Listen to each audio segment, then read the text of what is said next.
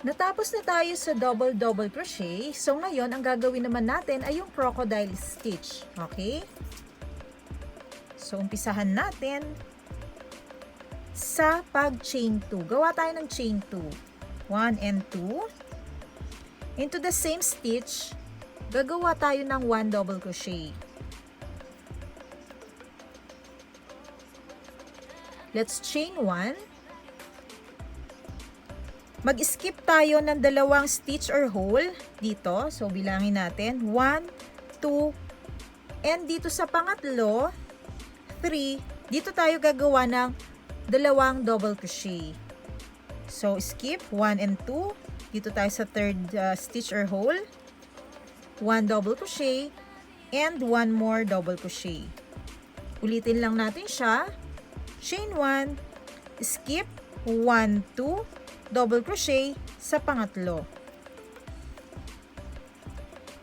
And 1 more double crochet. So, ayan yung naging pattern natin, which is gagawin natin para sa round na ito. Okay? Magkita-kita po tayo dito sa last 2 stitches. Ganito po ang magiging itsura ng ating last 2 double crochet in 1 stitch. So, as you can see, ito na lang yung stitch na natira. Ito na lang yung may skip natin dyan. Kasi yung susunod na stitch ay occupied ng chain 2 natin dito. But it's okay. Ayan. So, considering na yon 1, 2, and slip stitch dun tayo sa top chain. Don't forget the chain 1, mga kapatid, bago tayo mag-slip stitch dito sa top chain. Ayan. So, this is how it looks like na. Naging parang bowl na siya or bao. So ngayon, titirahin na natin yung crocodile stitch. Ganito lang po ang paggawa ng crocodile stitch natin after natin mag-slip stitch. Let's chain 2. 1, 2. And then dito na po tayo magtatrabaho ng ating mga double crochet. Itong first double crochet na ito at itong pangalawa. Iikutan lang natin siya ng double crochet. So, we have here, chain 2. This is counted as first double crochet. At gagawa na lang tayo ng 4 double crochet dito sa double crochet na ito. Okay? So, i-turn mo lamang itong ginagawa mo ng pakanan. Okay? Pakanan siya. And then, isuot mo yung hook mo dito, pailalim dito sa double crochet. At dito ka gagawa ng 4 na double crochet. Since meron na tayong nagawang una, that's counted as 1. This is 2, 3, 4, and 5. Okay? Malinaw po ba? So, nakagawa na tayo ng 5 double crochet. Let's chain 1. Then after that, tatawid na tayo dun sa isang double crochet, yung kapartner nitong double crochet na to. Ipihit mo naman tong ginagawa mo ng pakaliwa para makuha natin itong double crochet na katabi niya.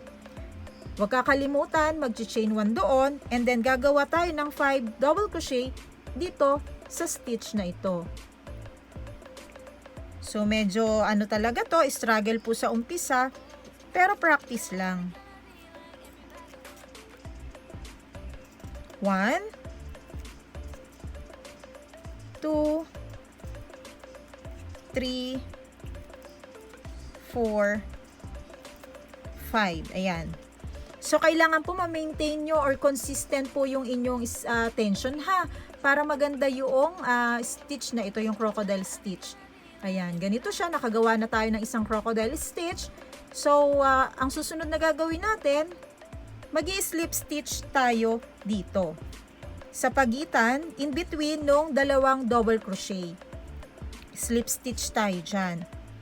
Okay?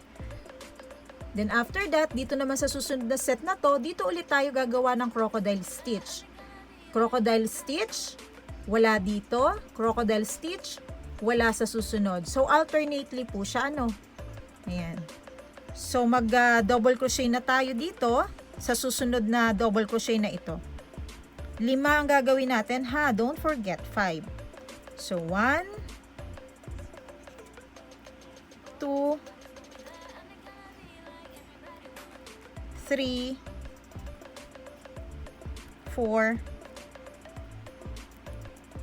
5. Okay? Chain 1. Iikot nyo yung ginagawa ninyo para makarating kayo doon sa kabilang double crochet. So, let's work on 5 double crochet again, dito sa double crochet space na to. So, paulit-ulit lang po natin siyang gagawin. Napakadali lang. Siyempre, presence of mind ang kailangan natin dito, focus and concentrate. Kasi, baka mamaya, mali yung bilang ng ginawa ninyo, napakaraming tastasin po yan.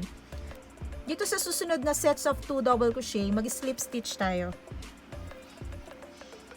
Ayan.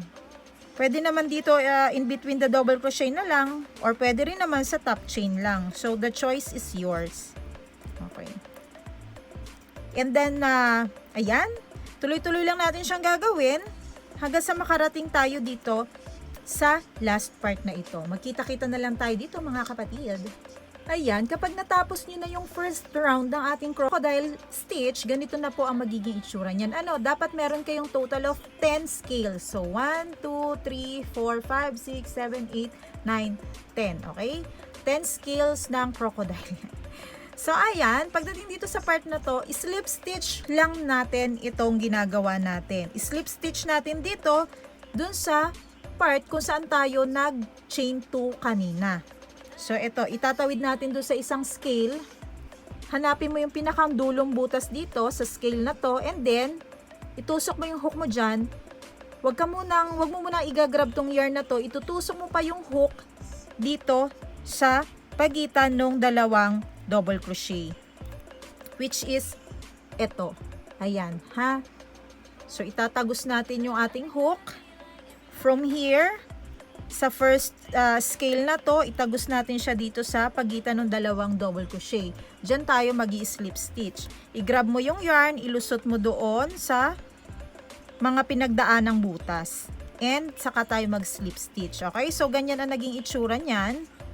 Kailangan nating gawin ulit yung ganitong stitch. Okay? So, bago tayo makagawa ng crocodile stitch, ito muna yung magiging base niya.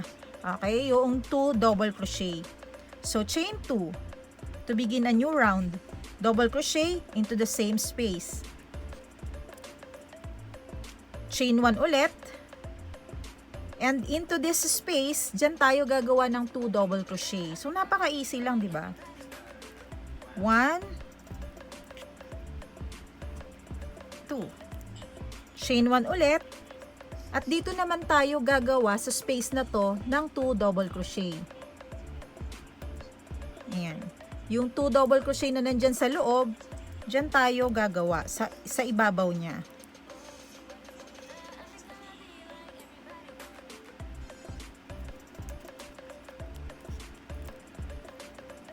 Chain 1, make 2 double crochet dito sa space na to, sa pagitan ng scale, and then ulitin lang natin hanggang sa makarating tayo dito sa last scale.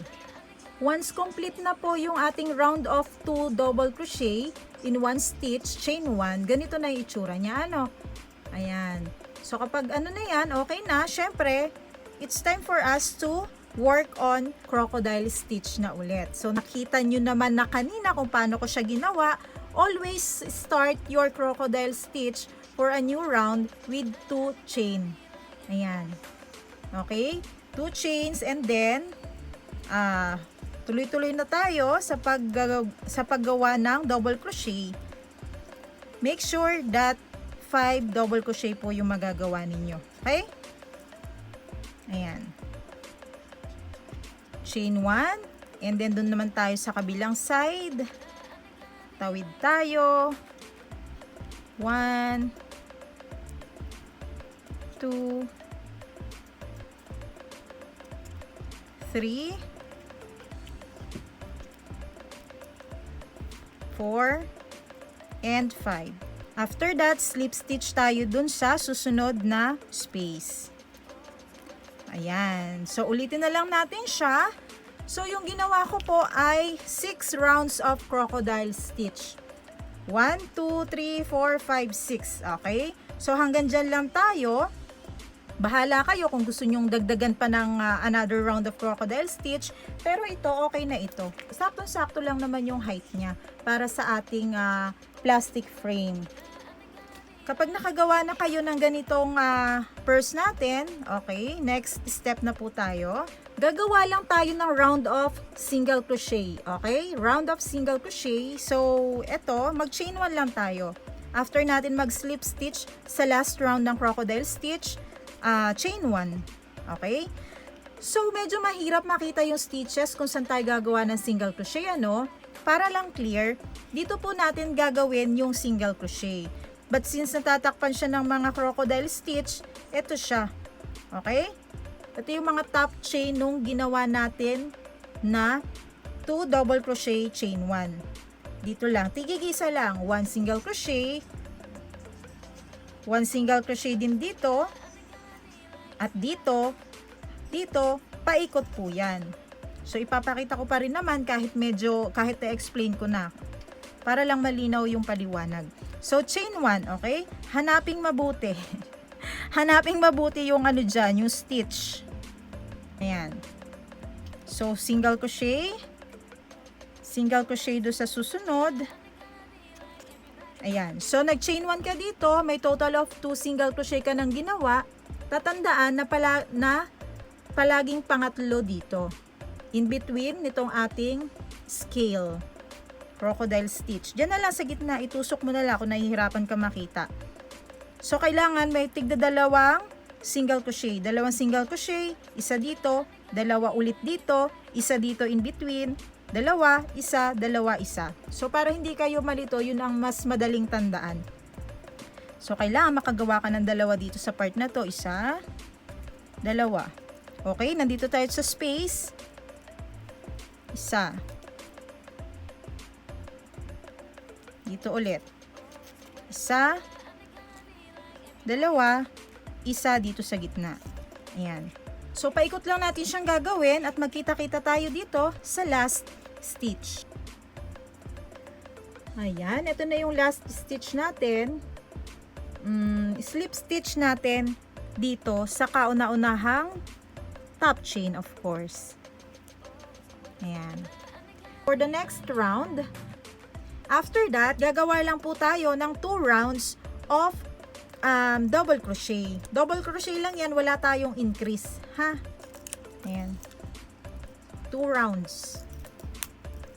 So, syempre, mag-start tayo sa chain 2. Into the same stitch. Double crochet tayo dyan. And then, 1 in each stitch na lamang, paikot hanggang sa matapos natin ang round na ito. Okay, so total of 60 double crochet, itong ginawa ko dito. Slip stitch natin dito sa top chain. And then, let's work on another round of double crochet. Start with chain 2. Double crochet into the same stitch. And double crochet all the way around. Makita-kita na lang ulit tayo sa last stitch. Okay, after 60 double crochet, syempre mag-slip stitch ulit tayo. Paulit-ulit lang i-yarn. And then after that, one round, last round na ito mga sis ha, kailangan lang po natin gumawa ng 1 round of single crochet. So just chain 1, single crochet into the same stitch, and single crochet all the way around. Ganun lang siya ka-easy. Magkita-kita po tayo sa last stitch. And finally, ito na yung ating last slip stitch. Then, ikat na natin ang yarn. Congratulations! Long enough para ma-weave natin siya, syempre. Ayan. Lagay natin siya sa likod. And, ang ganito ang ginagawa ko mga sis, dinadala ko yung tail dito sa bandang baba. Diyan ko siya itinatago. Alam nyo kung bakit? Kasi pag dito natin siya itinago dito sa last round ng ating single crochet, mahihirapan tayo sa pagtatahi. Kasi kakapal yung part na yan. Kapag nagtahi na tayo ng frame, mahirap pong ilusot yung karayom. So hindi lang dito sa Croxie coin purse na to ginagawa ko yung technique na yon. Kung hindi, doon din sa rose coin purse. As much as possible, i-weave natin yung tails sa malayo kung saan hindi siya lalagyan ng frame. Ayan. Another tip and technique na naman from Madam Charot. Ayan. Tsaka pag ayaw niyan lumusot, ibig sabihin, natusok mo yung gitna ng nylon. Ayan. Tapos ibalik lang natin siya. Tsaga lang talaga. Sa pag-weave nito, tsaga lang talaga. Kailangan ay patience talaga is the key. Ayan. Pagkatapos niyan, cut natin siya. Magtira tayo ng konti lang. Sunugin natin siya. Sunugin. Burn. Ingat lang sa paggamit ng lighter ha, mga bata. Mga bata, ingat mga bata. Yan. Para secure na siya. Ayan. It's time to tahi-tahi na our frame. And then, insert lang po natin itong ating purse dito sa frame. Ayan. Kung halimbawa at mas malaki po yung nagawa nyong purse, konting laki lang naman. So, yung mga sobra, dito po natin ilalagay sa gilid. Ano? Yan. Diyan mo siya iipunin dito sa gilid na to, tsaka dito. And, make sure na even po yung pagkakalagay ninyo. Ano? Hindi yung sobra mas malaki yung nilagay nyo dito kumpara dito. Kasi, magiging problema po yan kapag natahi na natin yung ating coin purse. Diyan na papasok yung hindi na pantay, tabingi na yung pagkakagawa. So, kailangan, at saka ito, kailangan ay maisiksik nyo rin po ng pantay at hindi nagre-wrinkle. Ano bang tawag doon? Yung naggagano, nagkukulubot. Tama, wrinkle. So, ayan. As you can see, andito yung kung ilang stitches yun nandito sa side na to. 1, 2, 3, 4. Dapat ganon din dito sa kabilang side. 1, 2, 3, 4. And then, saka po natin siya tahiin using the running stitch method or using the running stitch method or the back stitch. Yung gamit po kayo ng sinulid, pwede po yun. Kung may polyester kayo, you can use it. Tanggalin nyo na lang doon sa di ba, ilang ply yung polyester ninyo. So, kuha na lang po kayo doon. Hindi ko na po ipapakita ang pagtatahi dahil dito sa tutorial ko ay halos lahat ay tayo ay nagtatahi ng frame. Ilalagay ko na lamang po sa description or comment box yung link na pwede ninyong panoorin kung sakasakaling hindi pa po ninyo napapanood kung paano ako magtahi ng ganito. Ayan, maraming salamat po sa inyong panonood. Magkita-kita na lang tayo muli sa susunod na tutorial. Bye-bye!